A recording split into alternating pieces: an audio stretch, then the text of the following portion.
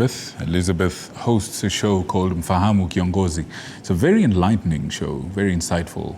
You know, we get a glimpse into the stories, the backstories and the day-to-days of these people that we call our leaders.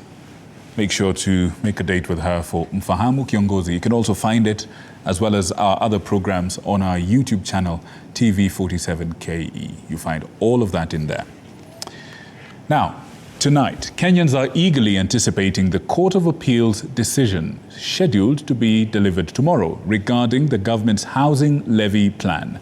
Government spokesperson Isaac Mwaura emphasized the importance of not discouraging Kenyans from participating in public participations.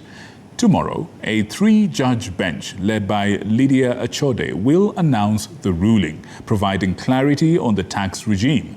In the meantime, Isaac Mwaura reports that the government has generated more jobs under the plan. Paul Kirobi has more on this story.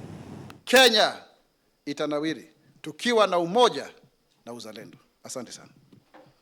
All eyes are now set on the three-judge bench of the Court of Appeal, whose decision will largely decide on whether Kenyan salaries are going to be subject to deductions again under the national government's housing plan project. The outcome of their decision will significantly impact whether Kenyans will continue to contribute more taxes, affecting the funding of government projects. Judge Lydia Achode, John Mativo and Mwaniki Gashoka will be delivering the ruling on whether or not to let the 1.5% housing levy continue.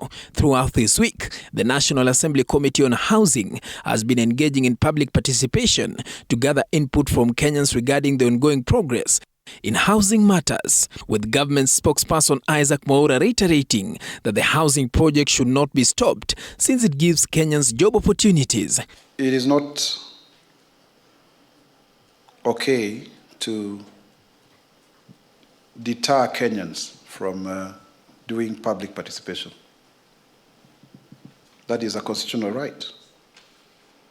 So anyone who denies Kenyans from giving their views on the proposed bill, I think that is unprocedural, and there is a very clear issue of separation of powers. And so therefore, the Federation of Kenya Employers has pronounced itself on that.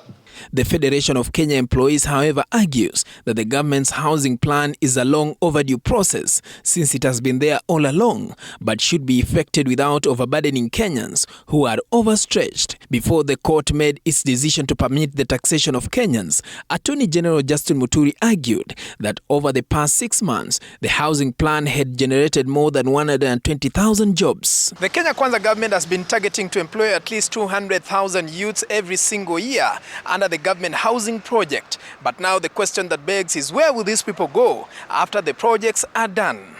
Paul Kirobi, TV47.